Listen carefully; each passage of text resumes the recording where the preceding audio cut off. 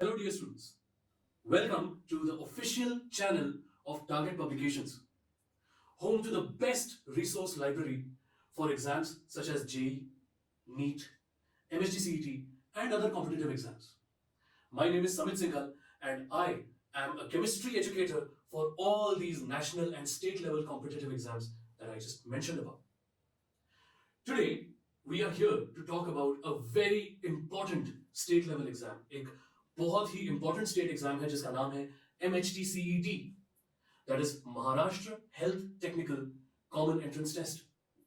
हमारा ये जो प्रिपरेशन प्लान है MHTCET का, it begins right after the board exams. तो आपको बिल्कुल फिक्र करने की जरूरत नहीं है कि आपके बोर्ड एग्जाम के साथ साथ आपका एंट्रेंस प्रिपरेशन को क्रैम करना है. ऐसा नहीं है. You prepare for board exams at your own pace. Once we are done with the board exams, एकदम comfortably we can start MHTCET preparation at that point of time. तो उस बारे में आपको टेंशन लेने की कोई जरूरत नहीं है. हमारी प्रिपरेशन स्ट्रेटजी के लिए we will be using preparation material from Target Publications Private Limited. हम क्या करेंगे, 2 से 3 बुक्स के कॉम्बिनेशन को बहुत ही स्मार्टली यूज करेंगे, depending on which category of preparation you fall under. हम आगे देखेंगे कि हम 2 स्ट्रैटेजीज में अपनी प्रिपरेशन को डिवाइड करेंगे. जो आपके लिए सही स्ट्रैटेजी है उसके हिसाब से हम बुक्स का कॉम्बिनेशन यूज करेंगे. सिंप्लिसिटी के लिए हम इन बुक्स को बुक 1, 2, 3 एंड 4 बुलाएंगे.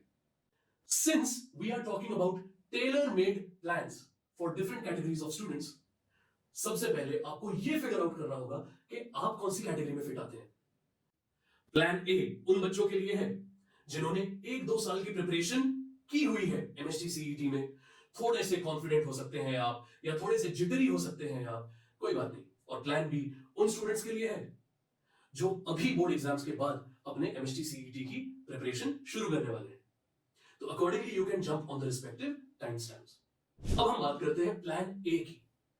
अगर आपका थोड़ा सा बैकग्राउंड है MHTCET के प्रिपरेशन में, इस प्लान को हमने 3 फेजेस में डिवाइड किया है.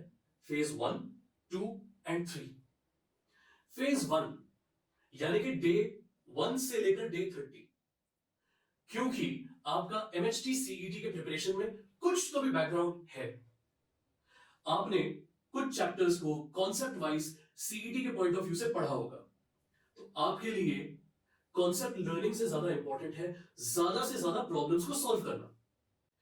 डेली लेसन प्लान जो है वो हमारे आर्टिकल में अवेलेबल है, जिसका लिंक आपको डिस्क्रिप्शन में हमने दिया हुआ है. तो किस दिन कौन सा चैप्टर पढ़ना है ये आपको वहां मिल जाएगा.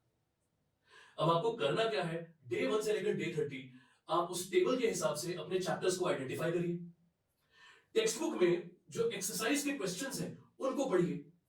पीवाईक्यूज एक बार गो थ्रू करिए. आपको यह पता चलेगा कि which are the important concepts. इन इंपॉर्टेंट कॉन्सेप्ट्स को पढ़ के आप उनकी रिविजन करिए. हर रोज ये आपका 2 से 3 घंटे का टाइम ले लेगा, 2 to 3 आवर्स ऑफ टाइम. ये जो 400 MCQs हमें रोज के करने हैं, हम इनको डिवाइड करेंगे. We will divide these 400 MCQs according to the level of understanding and confidence. And we will solve these questions from book 2, जो 25 इयर्स के प्रीवियस ईयर सॉल्व पेपर्स हैं. जो ऐसे चैप्टर्स हैं या जो ऐसे सब्जेक्ट्स हैं जहां पर आपका कॉन्फिडेंस थोड़ा सा कम है, उनके क्वेश्चंस आप थोड़ा ज्यादा सॉल्व करिए. तो you will divide your 400 questions accordingly based on the chapter breakdown of physics, chemistry and mathematics, or physics, chemistry and bio, depending on which chapter you are more confident in or less confident in. Divide your 400 questions of your daily practice. Time yourself when you solve these questions. Calculations करते वक्त shortcuts का इस्तेमाल करिए. 400 questions में आपको 5 से 6 घंटे लगने चाहिए सॉल्व करने के लिए. तो हमने कॉन्सेप्ट्स को पढ़ा, इंपॉर्टेंट क्वेश्चंस को पढ़ा 2 से 3 घंटे के लिए, और फिर हमने 400 क्वेश्चन सॉल्व किए 6 आवर्स के अंदर. हां, शुरुआत में अगर ऐसा होता है कि आपको ज्यादा समय लगता है तो आपको पैनिक करने की जरूरत नहीं है. It's a process. धीरे धीरे धीरे आपका जो टाइम है पर क्वेश्चन वो कम होता रहेगा. हां, लेकिन एक बहुत जरूरी चीज, if you get stuck on one question, do not waste time on it. आगे बढ़िए, move ahead, come back to it later with a fresh mind. This habit will save you a lot of time in the final exam. एक बार आपका reading और solving हो गया है, आपने chapters को पढ़ लिया है, आपने उनके क्वेश्चंस को सॉल्व कर लिया है, जहां आपको लगा कि आपको ज्यादा जरूरत है, आपने ज्यादा सॉल्विंग किया है. Now you will use book 3 and you will test yourself. हाँ, अगर ऐसा है कि अगर समय की कमी है तो बुक 3 में से जो चैप्टर आप टेस्ट कर रहे हैं, you can pick 15 to 20 random questions per chapter and test yourself. हाँ, लेकिन हम ये रेकमेंड करेंगे कि जितने भी टॉपिक वाइज टेस्ट हैं बुक नंबर 3 में, आप उसको पूरा लिखिए अपने आप को टाइम करके. इस तरह से जो बुक 3 है वो आप पूरी तरह से आप उसका फायदा उठा पाएंगे. यही एक्सरसाइज अब आपको डे 30 तक कंटिन्यू करनी है. डे 2 के चैप्टर्स आपने आइडेंटिफाई किए, उनको आपने पढ़ा, उनके इंपॉर्टेंट क्वेश्चंस को आपने पढ़ा, उसके एमसीक्यूज को आपने सॉल्व किया और उसके ऊपर आपने टॉपिक टेस्ट दिया. एक डिसिप्लिन्ड वे में ये एक्सरसाइज करने से 30 डेज के अंदर you will and up solving 10 to 12,000 MCQs. अब सोचिए 10 से 12,000 एमसीक्यूज करके आपके कॉन्फिडेंस को कितना बूस्ट मिलेगा. It is very important for you to get a good quality sleep to help your mind navigate through this phase. आपके ब्रेन को रेस्ट की जरूरत होगी, तो अच्छे से अपनी नींद को पूरा करिए एंड स्क्रीन टाइम को अवॉइड करिए, माइंडलेस स्क्रॉलिंग को भी अवॉइड करिए. यहां पर हमारा फेज 1 खत्म होता है. फेज 2 जो है वो डेज 31 एंड 32 है. जितना आपने डे 30 तक पढ़ा है उसकी रिविजन अब हमें करनी है. Especially those MCQs and concepts which took time while solving, जहां आपको लग रहा था कि ये डिफिकल्ट है, उसको ज्यादा अच्छे से रिवाइज करिए. कोशिश होनी चाहिए कि इस फेज में हम अपनी गलतियां रिपीट ना करें. अगर हम अपनी मिस्टेक्स को रिपीट नहीं करते हैं, इससे हमें बहुत कॉन्फिडेंस मिलता है. फिर थर्ड फेज आता है डे 33 से लेकर डे 40. अब हम बुक 4 को यूज करेंगे अपने आप को टेस्ट करने के लिए. Now if you see, the entire syllabus has been revised thoroughly. We have solved around 10 to 12,000 MCQs in phase 1 and 2. We now need to test ourselves and review our mistakes thoroughly. अब हमें ये देखना है कि हम test करके अपने आप को क्या हम उन्हीं मिस्टेक्स को रिपीट करते हैं. Every day we must practice 2 full papers followed by solution review. Papers लिखने में आपको 2 पेपर्स लिखने में 6 घंटे लगेंगे, 3 hours per paper. और उसको सॉल्व करके उसको रिव्यू करने में, अपनी मिस्टेक्स को ढूंढने में आपको लगभग 4 घंटे लगेंगे, 2 hours पर paper.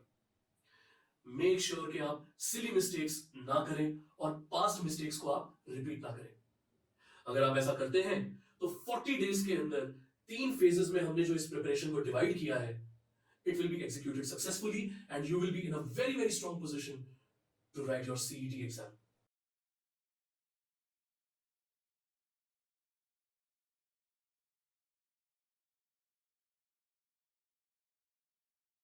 So now let's talk about plan B. अगर ऐसा है कि आपने अब तक MHT CET की कोई तैयारी ही नहीं की है, कोई बात नहीं. अब आपके प्रिपरेशन को भी हमने 3 फेजेस में डिवाइड किया है. फेज 1 पहले दिन से लेकर 30th डे तक है. Since you are just about to begin your MHT CET preparation journey, आपके लिए सॉल्विंग करने के साथ साथ इंपॉर्टेंट कॉन्सेप्ट्स को भी लर्न करना जरूरी है. डेली लेसन प्लान जो है हमारा, रोज हम फिजिक्स का कौन सा चैप्टर पढ़ेंगे, केमिस्ट्री, मैथ्स, बायो, कौन सा चैप्टर हम पढ़ेंगे, it is available in the article, जिसका हमने डिस्क्रिप्शन बॉक्स में लिंक देके रखा है. डे 1 से लेकर 30 तक आप क्या करेंगे, रोज हमारे डेली चैप्टर्स आइडेंटिफाई करेंगे as per the breakdown which is given in the article. आप उनके back side text book questions को और PYQs को एक बार आप पढ़ेंगे to get an idea of the important concepts. Text book back exercise तो आपको टेक्स्ट बुक के अंदर मिलेगी और PYQs आपको बुक नंबर 1 में मिलेंगे. ऐसा करने से आपको यह पता चलेगा which concepts are more important. इस वक्त आपको सॉल्व्ड एग्जांपल्स को भी गो थ्रू करना है. ये सब पढ़ना आपका 4 घंटे का समय आराम से ले लेगा. हम इसलिए लर्निंग वाले एस्पेक्ट पे एम्फसाइज कर रहे हैं because for you are just about to start your journey. Strong concepts will build a solid base for you to solve MCQs confidently. एक बार आपने 4 घंटे लगाकर अपने कॉन्सेप्ट्स को स्ट्रॉन्ग बना लिया for the chapters which you have to study every day. Now you have to divide the 300 MCQs that you have to solve every day depending on your level of confidence and understanding. Book 1 यानी कि Triumph book में से आपको MCQs solve करने हैं. For the chapters where you are slightly less confident, solve more questions from the classical thinking section. And for those chapters where you feel more confident, solve more of the critical thinking section. By doing this, you will be using book 1 at maximum efficiency considering the time crunch we are in. After doing these MCQs, do make sure to solve concept fusion questions as well. Remember, जब आप question solve कर रहे होंगे, time yourself. Calculation shortcuts use करिए so that you can arrive at answers quicker. 300 MCQs को solve करने में approximately आपको 5 आवर्स लगेंगे. तो हमने 4 घंटे में important concepts, important questions, solve examples ये पढ़े और अगले 5 घंटों तक हमने 300 MCQs को सॉल्व किया. Do not panic if you take more time in the beginning. As I said, it's a process. धीरे धीरे धीरे आपका समय कम होगा. फिर से एक इंपॉर्टेंट बात, if you get stuck on a single question, उस पे टाइम वेस्ट नहीं करना है. Move ahead, come back to it later with a fresh mind. Final exam में ये आदत आपको बहुत हेल्प करेगी. एक बार आपका रीडिंग हो गया, सॉल्विंग हो गया, अब आप उठाइए बुक नंबर 3 और चैप्टर वाइज टेस्ट आपको लिखना है. हाँ, अगर ऐसा है कि समय की थोड़ी कमी है and if you are confident in a particular chapter, तो आप 15 से 20 रैंडम क्वेश्चंस कर सकते हैं पर चैप्टर. हालांकि हम स्ट्रांगली रेकमेंड करेंगे कि जितने टॉपिक वाइज टेस्ट हैं वो आप लिखिए, पूरे लिखिए, घड़ी लगाकर लिखिए. अप्रोक्सीमेटली आपको इसमें 2 से 2.5 घंटे लगने चाहिए. तो आपका जो टोटल स्टडी टाइम हो जाएगा पर डे 1 से लेकर डे 30 तक, इट विल बी रफली 11 hours. 11 hours is reasonable in the last 30 to 40 odd days.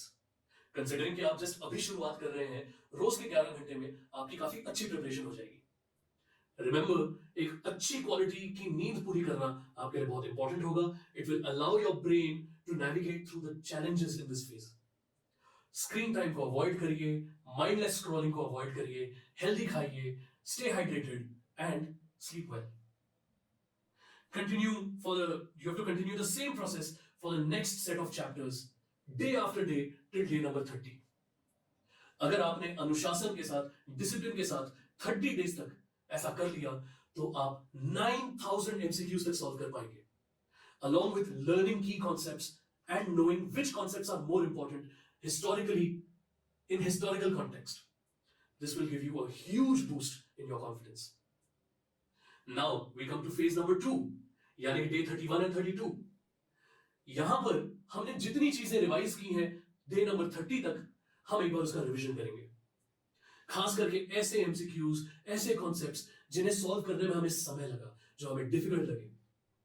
Again, इस फेज में अपनी मिस्टेक्स को ना रिपीट करना, ये हमारा गोल होना चाहिए.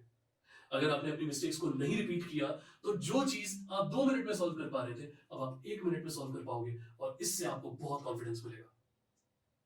फिर हम आएंगे फेज 3 पे, जो 33rd डे से शुरू होगा. अब हम बुक नंबर 4 यूज करेंगे अपने आप को टेस्ट करने के लिए. जस्ट इमेजिन डियर स्टूडेंट्स, आपने पूरा सिलेबस अच्छे से रिवाइज किया है पिछले 32 डेज में. आपने उसके ऊपर 9000 MCQs सॉल्व किए हैं अक्रॉस फेज 1 एंड फेज 2. अब हमें क्या करना है? अपने आप को टेस्ट करना है और अपनी मिस्टेक्स को रिव्यू करना है.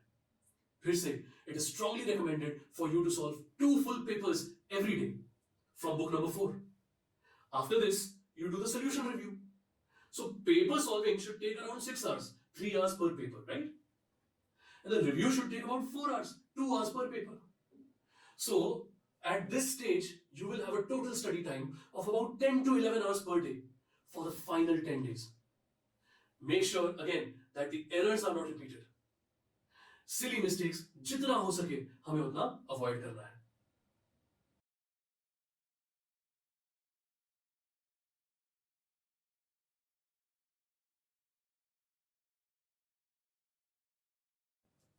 तो डियर स्टूडेंट्स, ये था हमारा video to guide you through the process of preparation for MHT CET 2024.